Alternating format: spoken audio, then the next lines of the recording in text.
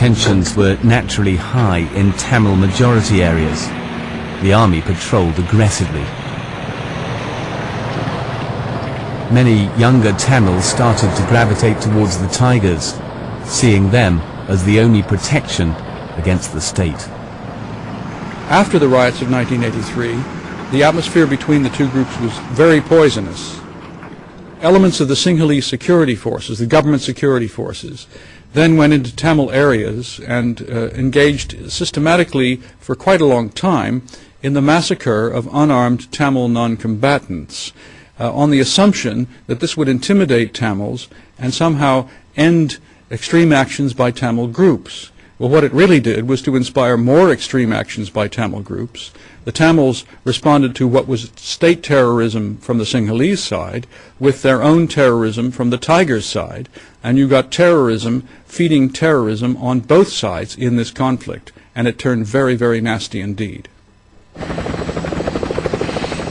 Nasty for both sides. If Tamil civilians could be massacred, so could Sinhalese. 60 banned and shot dead at a farm in the north.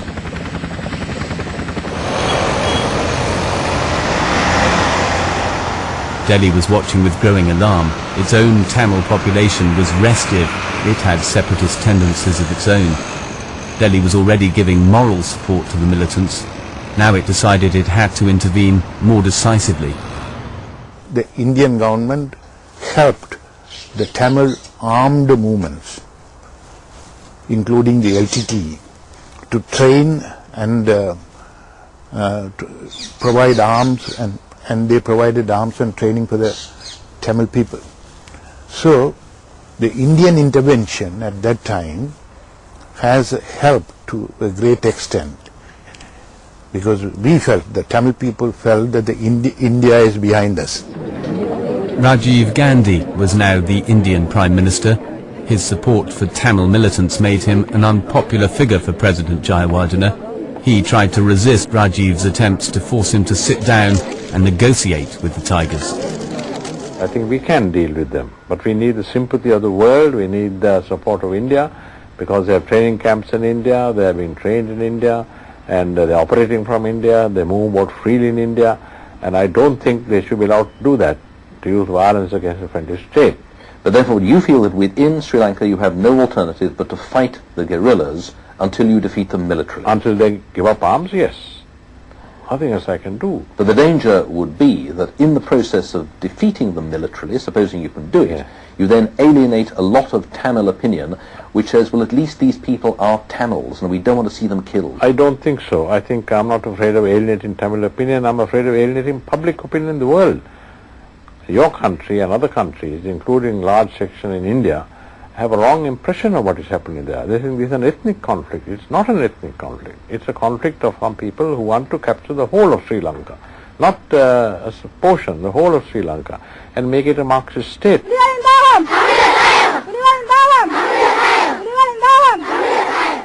But the Tigers were growing in strength. By now they controlled swathes of territory in the north and east.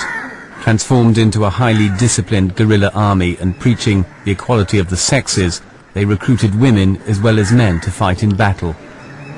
The Tigers also promoted a cult of death.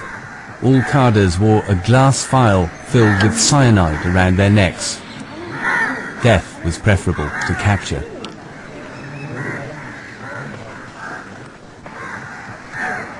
Children were also recruited. Orphans were taught to revere the Tiger leader, Velupillai Prabhakaran. Their leader is evidently somebody who is in control and who does not allow opposition to him within the organization.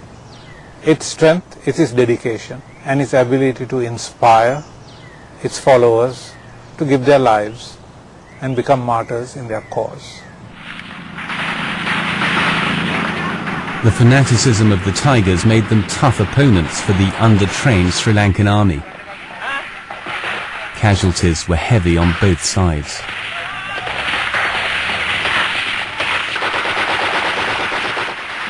In 1997, a new army offensive had the Tigers on the run, but the military blockade of Tamil areas hurt civilians as well as militants.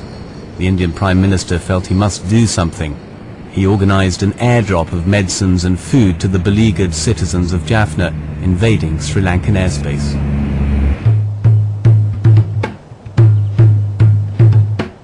Encouraged, the Tigers struck at Colombo. Bomb blasts led to frequent curfews.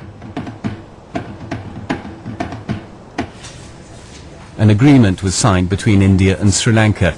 President Jayawardena signed reluctantly. 40,000 Indian peacekeeping troops would be brought in to separate the combatants. Sinhalese nationalists were enraged, as Rajiv Gandhi found during an official ceremony marking his departure from Colombo. We diplomats were all lined up to watch the parade, and the guard of honour, Rajiv Gandhi, walked down this line and was then promptly attacked by one of the ratings in the front row and almost killed. A clear sign of just how angry Sinhalese nationalists felt about military intervention by India, the old enemy. The Guard was, if not a member, then certainly very much under the influence of the JVP. One of the characteristics of that brand of Sinhalese nationalism was an extreme antipathy to India. Indian troops found it hard dealing with the Tamils. Initially they stuck to their peacekeeping mission, but the Tigers felt betrayed. Now India was occupying their lands. Within a couple of months, fighting erupted between the Tigers and the Indian army. The Indian peacekeeping force turned to be an occupational army and demanded decommissioning from the LTTE. They wanted the LTTE to be demilitarized. We didn't want to hand over our weapons at that time, so we were compelled to resist. So our resistance exploded into a kind of an armed conflict between the LTTE and the IPKF, which lasted for nearly 2 years.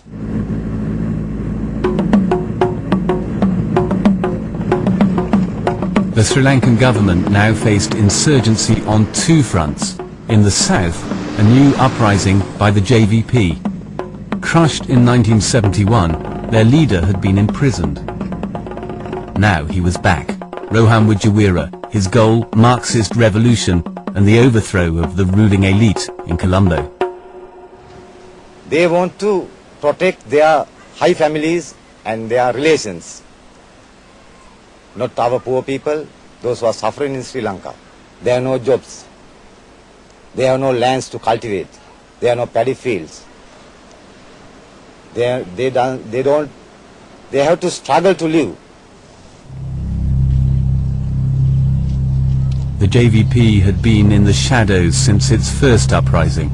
Now it began a terror campaign, attacking the symbols of an uncaring government, assassinating security personnel, and threatening anyone who opened for business. The government closed schools and universities, fearful that the JVP were using them to recruit new members.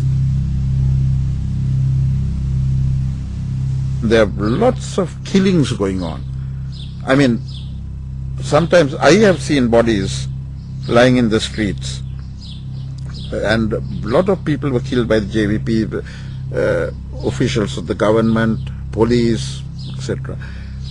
In fact, I saw one happening somewhere very close to where I was staying in Colombo. But, I mean, it was real massacre.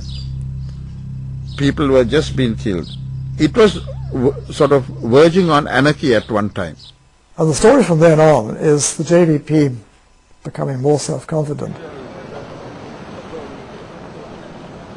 Target specific areas of the economy, one by one, force all the workers in that sector out on strike, and then gradually hope to cripple the economy.